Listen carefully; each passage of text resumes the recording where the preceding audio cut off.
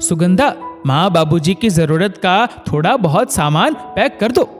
बाजार से लौटा विवेक हड़बड़ाहट में बोला, जबकि माँ बाबूजी बाहर ही बैठे थे। इधर कई दिनों से उन्हें विवेक कुछ चिढ़ा चिढ़ा सा लग रहा था। क्यों, क्या कहीं जा रहे हैं माँ बाबूजी? सुगंधा ने प्रश्नवाचक निगाहों से विवेक की ओर देखा। हाँ, कल सुबह ही उनको वृद्धाश्रम छोड़ने जाना है। मैंने सारी कागजी कार्यवाही पूरी कर ली है। मैंने आपसे कितनी बार कहा कि मेरे रहते माँ बाबूजी वृद्धाश्रम नहीं जाएंगे। विवेक की बातें सुनकर सुगंधा एकदम से बिफर पड़ी। तो क्या उन दोनों की देखभाल का जिम्मा सिर्फ मेरा ही है? कितनी बार छोटे को फोन कर चुका हूं, लेकिन उसके कान पर जूं ही नहीं रेंगती कि कुछ दिनों के लिए तो कम से कम माँ बाबूजी को अपने साथ ले जाए। उसको अपनी जिम्मेदारी नजर नहीं आ रही, जबकि इन दोनों के ही इलाज में कितना ज्यादा रुपया खर्च होता है। वाह विवेक, माँ बाबूजी तो आपके भी है। अगर आप थोड़े दिन ज्यादा सेवा कर लोगे तो कुछ बिगड़ नहीं जाएगा। और रही बात खर्चे की, तो माँ बाप के ऊपर खर्चे का क्या हिसाब रखना? सुगंधा विवेक की सोच पर खिसिया कर बोली। लेकिन हिस्सा लेने में तो वो सबसे आगे कूद रहा था, और माँ बाबूजी ने भी उस समय मेरे साथ पक्षपात किया। उसको मुझसे ज्यादा सब कुछ दिया, लेकिन अब जब उन लोगों की सेवा का अवसर आया तो वो गायब है। उसे कोई मतलब ही नहीं।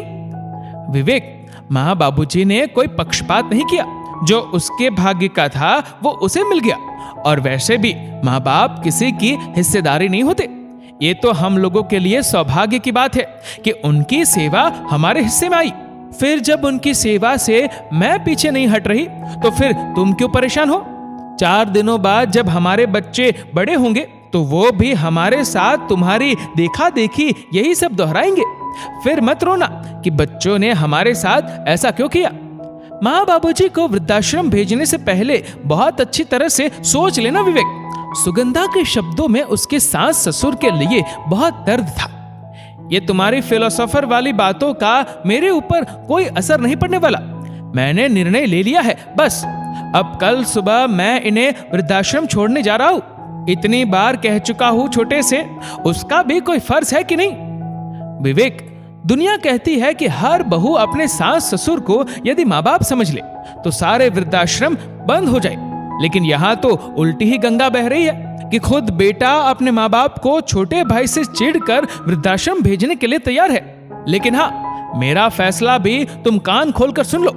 अगर माँ बाबूजी इस घर से वृद्धाश्रम गए तो मैं भी ये घर छोड़कर हमेशा हमेशा के लिए चली जाऊंगी। और फिर अकेले ही संभालना बच्चों को। मुझसे कोई उम्मीद ना करना। और हाँ, ये मैं धमकी बिल्कुल भी नहीं दे रही हूँ। अपने निर्णय पर अटल रहूंगी। तुम मेरी पत्नी होकर मुझे ही धमकी दे रही हो। ऐसे ही तुमने मेरा जन्मों जन्म तक साथ निभाने का वादा किया था। एकदम से विवेक गुस्सा हो उठा। विवेक, पत्नी तो तुम्हारी मैं तब बनी जब माँ बाबूजी ने तुमको जन्म दिया। माँ बाप भगवान के समान होते हैं। उनकी सेवा का अवसर बड़े भाग्य से मिलता है। बिल्कुल सही कहा जाता है कि माँ बाप 4 बच्चों को पाल लेते हैं, लेकिन 4 बच्चे मिलकर उन माँ बाप को नहीं पाल पाते। और रही बात जन्मों जन्म तक साथ निभाने की, तो मैं तुम्हारे किसी भी गलत निर्णय में तुम्हारा साथ बिल्कुल भी नहीं दूंगी। बल्कि मुझे तो तुम्हारी बातें सुन सुनकर तुम्हारे ऊपर बहुत ज्यादा गुस्सा आ रहा है। छी, कैसी औलाद हो तुम। भगवान ना करे तुम्हारी इन बातों का साया मेरे बच्चों पर पड़े। सुगंधा के दिल में गुस्से के साथ साथ बेहद दर्द भी था। सुगंधा का यह निर्णय सुनकर कि माँ बाबूजी के वृद्धाश्रम जाते ही सुगंधा भी ये घर छोड़कर हमेशा के लिए चली जाएगी, क्योंकि विवेक तो सुगंधा के बिना एक पल भी नहीं रह सकता। और ये चली जाएगी तो बच्चों को कौन पाले पोसेगा और कौन घर संभालेगा? विवेक तो एकदम से जैसे जड़ हो गया। आखिरकार उसे अपना निर्णय बदलना ही पड़ा। लेकिन आज सुगंधा को अपने निर्णय पर बहुत गर्व हो रहा था। और बाहर बैठे माँ बाबूजी का सीना भी अपनी बहू की बातें सुनकर गर्व से चौड़ा हुआ जा रहा था। लोग शायद गलत ही कहते हैं कि बहू के आते ही बेटा पराया हो जाता है। यहाँ तो बहू ने ही बेटे को पराया होने से बचा लिया, और तो और उसने हम लोगों को बेघर होने से बचा लिया।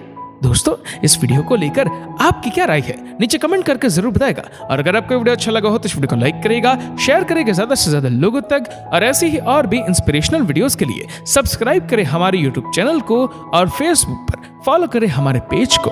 धन्यवाद।